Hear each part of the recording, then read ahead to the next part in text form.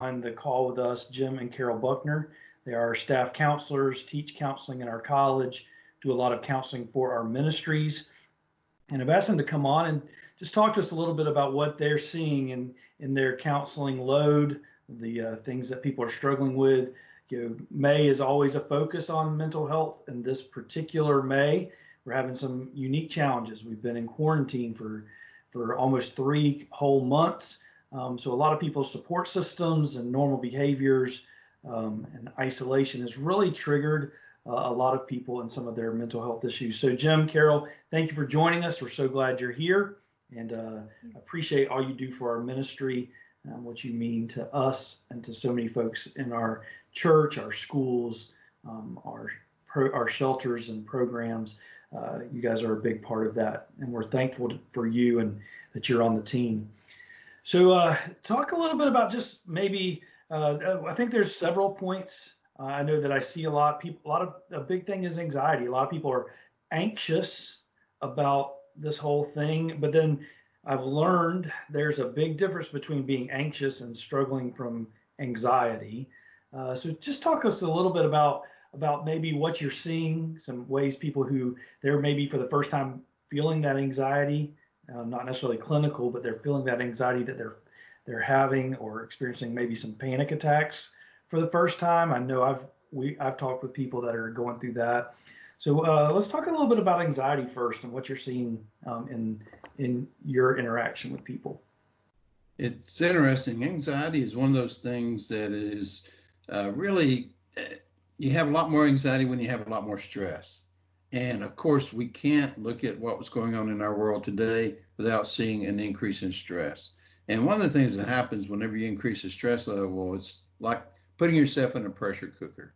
Now, all of a sudden, and Pastor mentioned it the other day in one of his messages, he said, we're not meant to be alone. So one of the things that happens is, as we're alone more, we really focus in on what we're doing just on ourselves. And it's been described this way. It's been described as if you're taking a look at yourself backwards through a microscope and all you're seeing is yourself and you're not focusing on others and you're not focusing on other things in your life, what happens is all you do is just compound the stress, the pressure and everything else. And then we see it on the news and we see all these things that are happening. And it just makes it really a lot more difficult for us to deal with. And the research is showing that we're somewhere close to 50 to 75% have increased problems now with anxiety. And some of it's mild and some of it's even, just like you said, panic attacks. And really one of those things that a lot of people are really struggling with.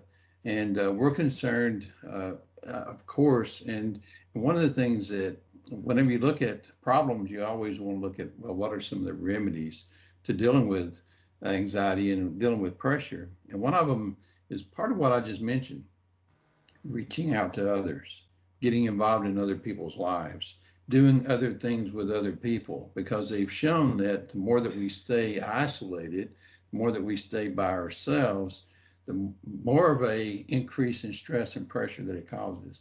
So getting involved with other people is really, it's medication, and getting out and getting involved.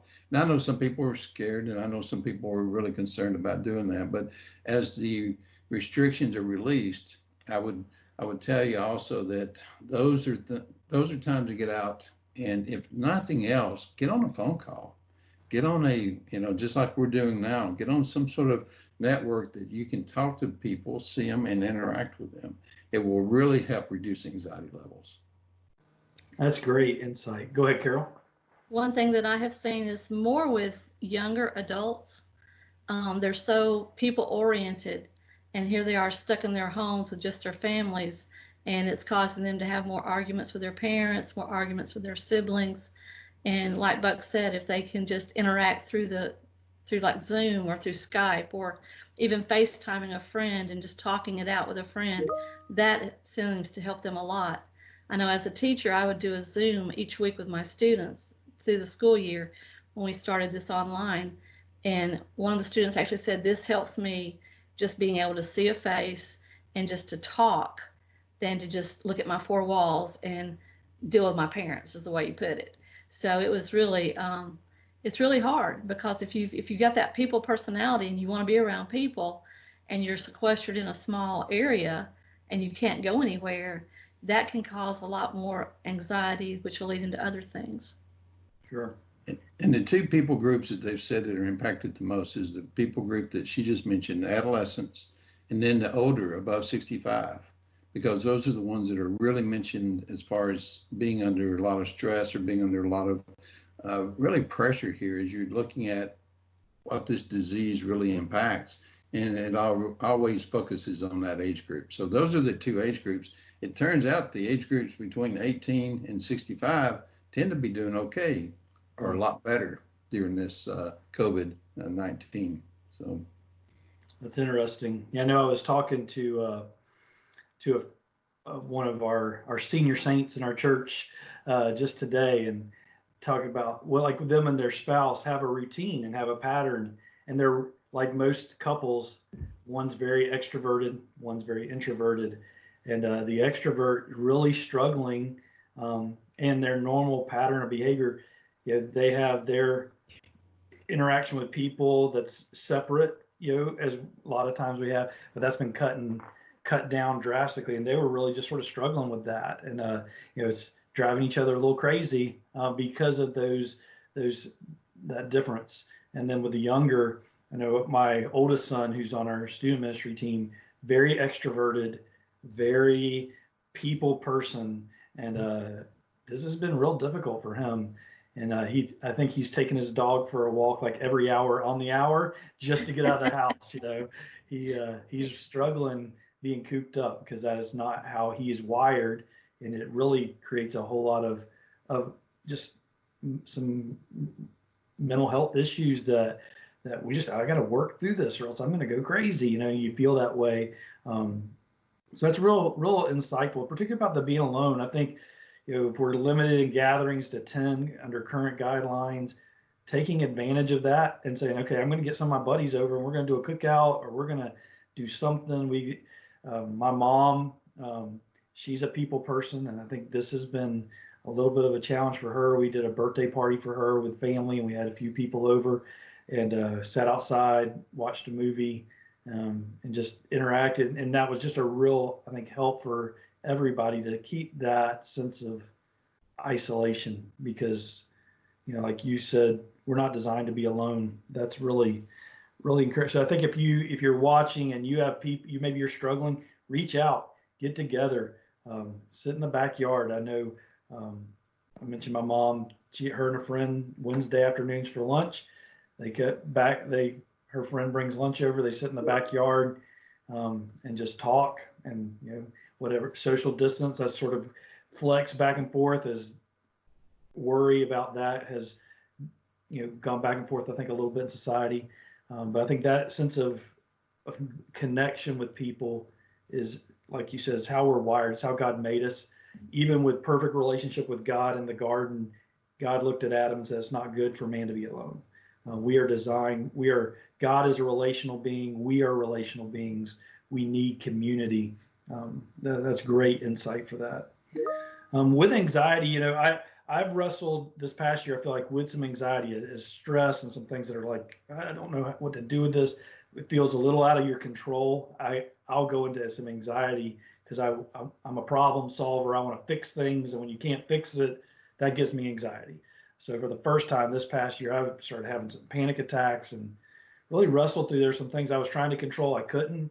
There were some things me and God were fighting over, and so that it was multiple things that God really worked on me, and that was sort of my a wake up call that, hey, you're out of balance in some of these areas, and my body was showing that fruit. I know other people will flip the other side, really not anxiety, which is more energy driven, I think, to depression. Are you seeing a lot of that as you work with people? And what are some things that maybe they're like, well, I'm not worried, I've just given up, I'm depressed, I'm feeling this sense of, maybe for the first time, what goes from just the blues to really, am I really struggling with some what you would call clinical depression? I have seen a lot more in the last 3 months than I've seen probably in the last year. with depression. I have people are texting me, they're sending me emails, they're calling me, even in the middle of the night. I'm getting phone calls, and they're beside themselves. They don't know what to do, and I pray with them and I listen to them because they need someone to talk to. They're used to just putting everything in their head and they're not letting it out. So it's caused them to get more into that depressed state. So I tell them to journal your thoughts, to stay in God's Word, to find, like, we have Celebrate Recovery, and we know we can't meet right now, but what we're doing is we're having things online that you can see every day through Celebrate Recovery's Facebook page. So I'm sending them to that. We have prayer in small groups every Sunday night through Zoom. I'm sending them to that so that they can have connection with other people who are also struggling with the same thing, that they can talk it through and say, hey, I did this today. And they're like, well, have you tried doing something else? Have you tried journaling your thoughts? Have you tried talking to the person that you're angry at because they didn't show up when you thought they should show up to tell you that they love you? And I mean, just something simple as that, not knowing what direction to go into. I've had several college females call me and say, listen, I just graduated and I can't go out and look for a job. What am I going to do? And it's like, go online and do the job search and stay connected with your friend groups and stay connected with your church family. That's very important, to stay connected so that you don't face this alone. You're in this journey with someone else, and that helps a lot with the depression. And some of the symptoms of depression are what we're actually seeing in what we're doing now, because whenever you self-isolate, that's part of and whenever you put yourself in a sort of a enclosure, you're really going to become, it doesn't matter how happy you are. I like to use Winnie the Pooh characters to describe depression, and people become Eeyores. And because of that, whenever you start thinking about, okay, this is just the way I am, part of what Carol was talking about is really good ways to get away from that. Because what happens is we're enclosed, we're seeing the same things over and over. Well, how do you get away from that? Open up windows, just like you mentioned, Daniel. Go out for an outside picnic, get away, do something different, and still stay within the guidelines, but still go out and see people and do it in small groups. Go to the beach now that the beach is open. Go out and do some things that you've not done before. Those are really great tools to get you out. Open up the window shades, let the sun shine in now that we've had some, nice weather, and we can do that. Those are things, and of course, meditate. We see meditation a lot. Meditate on the Word of God. I mean, he talks a lot about depression. Matter of fact, I always tell my students, he wrote an entire book about depression, and he's got Jeremiah that basically wrote that book, Lamentations, and he talks a lot about depression, and he talks about the fact that it's real in our lives and it's something that we face, and how do we get past it? And he tells every time that he witnesses to people and he talks to people battling depression, it's really interesting. Elijah ran into the desert, and he basically was really depressed. And he says, "Hey, I'm done." And what did God do for him? He basically gave him rest. He said, "Let me take care of your food, your body." So we got to take care of our nutrients, because we got to take care of our inner body too. At the same time, we have to make sure that we're doing things health-wise, because a lot of us, because of what's going on, we skip our exercise, which is not good, which leads to depressive kind of thoughts. And then we don't eat right, which again leads to depressive kind of thoughts. So we've got to do the things, because Elijah, what did he do? He gave him food, he gave him water, he gave him rest. And then he repeated the same cycle again. And then he said, hey, let's meditate, let's talk. And so those are really things that we still do today. So therapy is really one of those things that, of course, I like, because that's what I do, but I think it's really important that we do that. And we tell people talk to other people, because whenever it mentions in the Bible about counseling, it's talking about counseling with other people. And one of the things that I love about our mayor is he kept telling people in the afternoon, call somebody. And I thought, man, that is a great intuitive thing to say to people, because just reaching out to people, because people are sitting there alone, just like you're sitting there alone, and they're just waiting to hear from somebody. So those are symptomatic things that we see, but it's also prescriptive ways that you can get past depression. And I would encourage you, reach out to people. because one of the things that happens, people that are battling with depression, they pull in and they don't want to reach out. So get past that, hey, I don't want to reach out, and just do it and reach out, because you're going to find it's really, it is healing, and it will help you, and it lets the other person know, hey, you need some help. So please do that. I think that's really very helpful for people. That's great insight. It just reminds me of how, we are spiritual beings. So there's this relationship with God. Meditating on His Word is so helpful.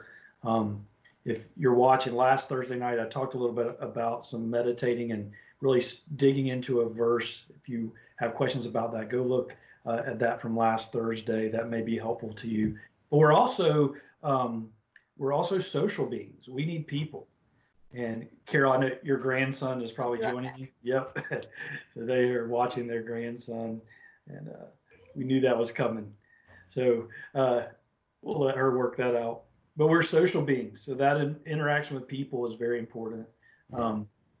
And we're physical beings, so our physical health is very important to what God is doing, and it's important that we are able to really address that, all three of those: that physical, social, and spiritual, as well as that emotional, what's going on in our head. So those are all important things to address. That's real helpful. So we talked about anxiety, we talked about depression. I think when we get to the end of our rope and we're not able to really deal with either extremes of those, I think people go into two different aspects of self-harm. One is addiction. They try to self-medicate and cope that way, or worst case, they really begin to physically harm themselves, either through cutting or even going as far as depression, suicide. I saw an article last week how California has had a year's worth of suicide in the first 5 months of the year. So it's really becoming an issue in our community, in our nation, as a result of this.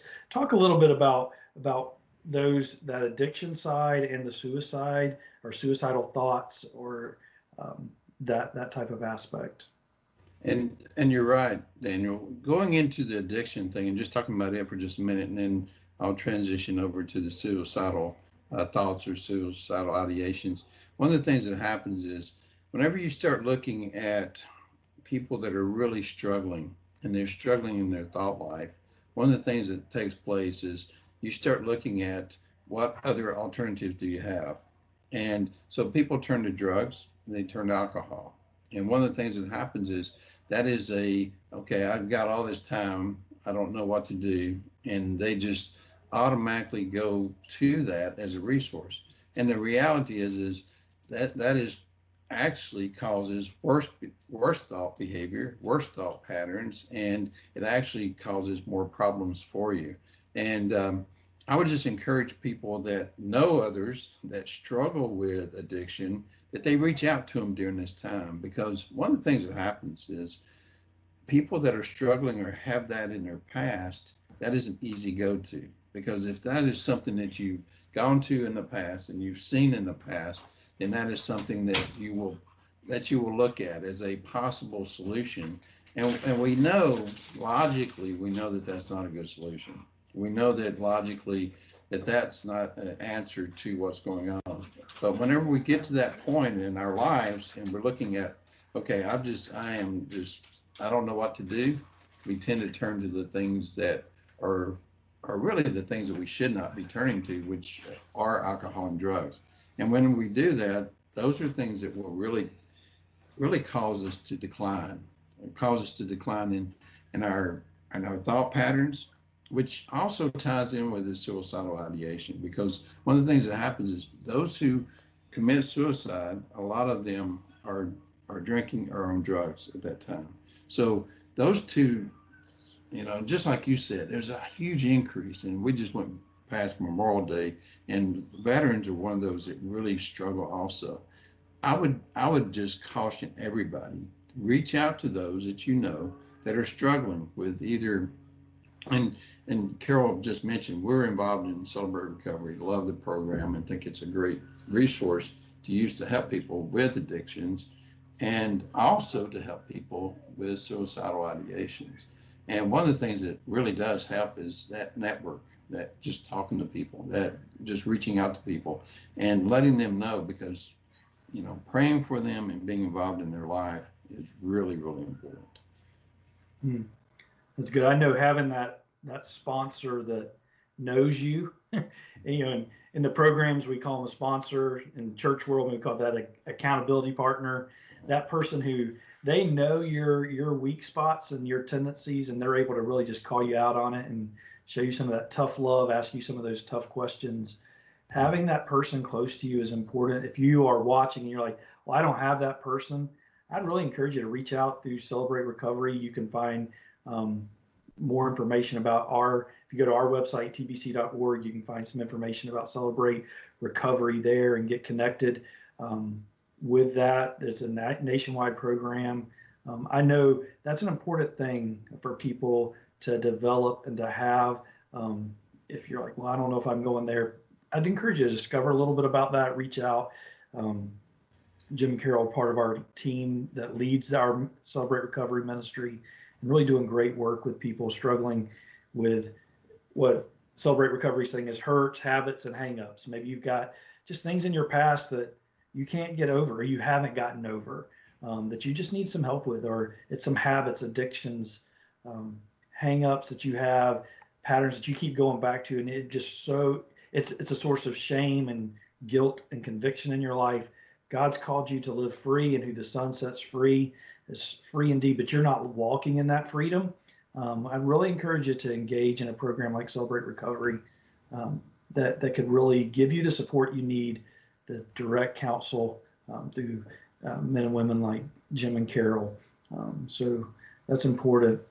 So I think all of that's really just super helpful. A couple of things I'd encourage, just as some practical steps if you're watching. If you go to our website, tbc.org, and go to our groups, you'll see Grow. We have online groups that are happening every week. We have literally hundreds of people in small group communities. They're not meeting physically right now, but they're meeting online every week. Like you guys were mentioned through Celebrate Recovery, you're meeting with those prayer meetings. I know Thursday nights we have an online group. It's a new group. These people have never actually been in a room together. They just started, since all this, meeting on Thursday nights for a time of Bible study, prayer, sharing, and support. That's an easy way. Like, I don't know if I want to get into a program like Celebrate Recovery. Well, then get on an online group. Join that one with on Thursday nights. Paul Scott and Bruce Kellenhofer, two of our pastors, are leading that. We just had a person join last week who's going to be moving to the Jacksonville area. They want to get to know our church, know us a little bit. And they started last week and connected new with us. If that's you, you're like, I don't have a community. I don't have anybody I can reach out to. I'm new to the Jacksonville area. I don't have a support system here. I would really encourage you to go to our group's information site, click there. You can fill out a little form. Somebody will reach out to you and show you how you can join one of our groups. Get involved in Celebrate Recovery. I know we're working toward a plan of hoping being able to start doing our meetings again on June 14th. And those are at 5:55 on Sunday evenings. If you're interested, I know there's a way you can reach out about Celebrate Recovery. You can find all of that on the website. Jim and Carol, do you have any other practical, you may know more about how they can find out more, or if they need help, they'd really like to talk to a counselor, what are some ways maybe they could reach out to someone, you or someone else? Right now, for me, the best way is through the email, or they can call my office. My email is cbuckner@tcajax.org, and I will set up a time with them that I can Zoom with them face to face, or they can call the office at 904-596-2491, and I will be checking that phone from my home. I can do that, and I'll call them back and meet with them, usually through either Skype or Facebook Live or Zoom, something like that, Microsoft Teams. Okay, great. And that's the best way to reach me. There's, other ways that you can, there are different counseling sessions now here in Jacksonville, the centers that are actually going online for counseling if they want some more in-depth besides lay counseling that we can offer them. Great. And for me, I would say just contact the office right there where you work at and I work at, and just reach out there at 596-2400, and they'll get in touch with me. And my direct phone number is 2403-596-2403, and you can call me and I'll be happy to respond back to you. Again, I would encourage you to reach out. That's the biggest thing. That's the biggest step, is to be willing to reach out and ask for help. And if you do that, we will reach back out to you and be happy to talk to you and be happy to at least guide you. If it's beyond what we can do, we'll be able to put you in touch with somebody who can help you or assist you. Great. I really appreciate your time. To me, these have been very helpful. Take what you've heard. For those of you watching, apply it, reach out, take that step, either to one of our counselors like Jim and Carol, maybe, or a friend. That once we say it out loud, there's a power in saying what you're struggling with that frees it. It takes it out of the shadows and put it into light. Light is always our friend. When we can shine a light on what we struggle with, it's always our friend. God is light. He doesn't walk in darkness. Things that are hidden in the shadow that we hide from other people, they have a power over us that can only be broken by shining a light on them. That truth, and God is truth. He wants us to speak that truth and really own that. And then when we are willing to confess and admit and say what we are struggling with, He does a work through His word, His spirit, His people, that we don't always understand how freeing that can be. I mean, I know in my life, when I've struggled with things, for me to say it out loud, there's this breaking of a bondage just by saying it and admitting it, that God really begins to do a work. So we see that in the gospel. When we're bound in our sin, confession and repentance is essential to forgiveness and restoration. And I think it's the same when we're struggling with any of these mental health issues or addictions. Confessing it, saying it out loud, and just admitting that what we're struggling, that's the path toward restoration and freedom.